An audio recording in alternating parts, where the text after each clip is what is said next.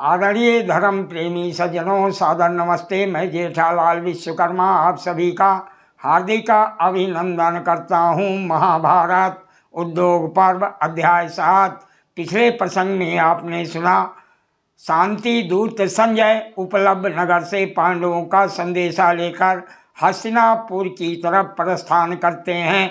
हस्तिनापुर पहुंचकर उन्होंने धृतराष्ट्र से क्या क्या निवेदन किया, आइए सुनते हैं। महर्षि वैशंपायन जी महाभारत की कथा सुनाते हुए कहते हैं, हे राजन जन्मेजय जी, हस्तिनापुर में पहुंचकर उन्होंने शीघ्र ही राजभवन में प्रवेश किया तथा अंतापुर के निकट जाकर द्वारपाल से कहा, हे द्वारपाल, तुम राजा धृतराष्ट्र को मेरे आने की सूचना दो और कहो, पांडवों के पास से संजय आए हैं, विलंब मत करो। ये सुनकर द्वारपाल महाराज के पास गया और बोला, हे महाराज, आपको नमस्कार है। पांडवों के पास से लौटे हुए संजय आपके दर्शन की इच्छा से द्वार पर खड़े हैं। हे राजन, आज्ञा दीजिए, वह संजय अब क्या करें।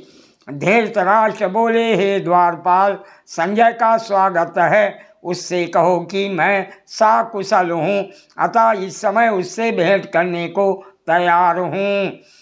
उसे भीतर ले आओ। उससे मिलने में मुझे कभी भी अड़चन नहीं होती, फिर वो द्वार पर चिपका क्यों खड़ा है। महर्षि वैशंपायन जी कहते हैं, हे राजन जन्मेजय जी, इस प्रकार राजा की आज्ञा पाकर सूत पुत्र संजय ने बुद्धिमान शूरवीर तथा श्रेष्ठ पुरुषों से सुरक्षित विशाल राजभवन में प्रवेश किया और सिंहासन पर बैठे हुए विचित्र वीरनंदन महाराज धृतराष्ट्र के पास जा हाथ जोड़कर कहा।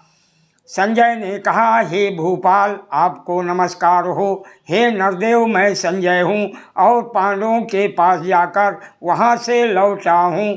उदारचित पांडुपुत्र युधिष्ठिर ने आपको प्रणाम करके आपकी कुशल पूछी है। पांडुपुत्र राजा युधिष्ठिर अपने मंत्रियों सहित सकुशल हैं तथा पहले उन्हें जो राज्य और धन आदि प्राप्त था उसे पुनः वापस लेना चाहते हैं। वह विशुद्ध भाव से धर्म और अर्थ का सेवन करने वाले मनस्वी, विद्वान, दूरदर्शी और शीलवान हैं।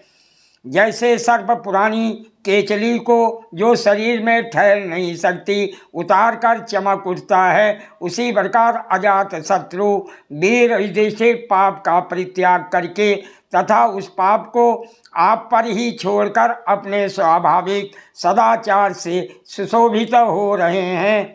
हे महाराज, आप तनिक अपने कर्म पर तो ध्यान दीजिए। आपका बर्ताव धर्म और अर्थ से युक्त श्रेष्ठ पुरुषों के व्यवहार के सर्वथा विपरीत है। हे राजन, इसी कारण इस लोक में आपकी निंदा हो रही है तथा परलोक में भी आपको पापमय नरक का दुख भोगना पड़ेगा। हे भरत वंश शिरोमणि, आप इस समय अपने पुत्रों के वशीभूत होकर पांडवों को अलग करके अकेले उनकी सारी संपत्ति ले लेना चाहते हैं, परंतु इसकी सफलता में संदेह है। यदि सफल हो भी गए तो इस अधर्म के कारण संसार में आपकी बड़ी भारी निंदा होगी। ये कार्य आपके सर्वथा अयोग्य है। आप जो भरत वंश में विरोध फूट फैला रहे हैं, इसके कारण मैं तो आपकी ही निंदा करता हूँ, क्योंकि इस कौरव पांडव विरोध से समस्त प्रजाओं का निश्चय ही विनाश ही होगा। यदि आपने पांडवों का राज नहीं लौटाया तो आपके अपराध से अर्जुन समस्त कौरव वंश को उसी प्रकार दग्ध कर डालेंगे जैसे अग्नि घास फूस के समूह को जला देती है। हे नरेंद्र, हे महाराज जी, समस्त संसार में एकमात्र आप ही अपने स्वेच्छाचारी पुत्र की प्रशंसा करते हुए उसके अधीन होकर जुए के समय जो उसकी प्रशंसा करते थे तथा राज्य का लोभ छोड़कर शांत ना हो सके, उसी का ये भयंकर परिणाम अपनी आँखों के समक्ष देख लीजिए। हे नरेंद्र, आपने ऐसे लोगों शकुनी करणादि को इकट्ठा कर लिया है जो विश्वास के योग्य नहीं है, तथा विश्वसनीय पुरुषों अर्थात पांडवों को आपने दंड दिया है। अतः हे कुरुकुल नंदन, अपनी इस मानसिक दुर्बलता के कारण आप इस अत्यंत समृद्धशालिनी पृथ्वी की रक्षा करने में भी समर्थ नहीं हो सकते। हे नरश्रेष्ठ, इस समय रथ के वेग से हिलने डुलने के कारण मैं थक गया हूँ। यदि आज्ञा हो तो मैं सोने के लिए जाऊँ।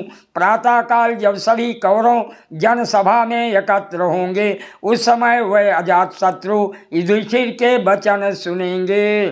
राजा धृतराष्ट्र बोले, हे सूतपुत्र, मैं आज्ञा देता हूँ, तुम अपने घर जाओ और विश्राम करो।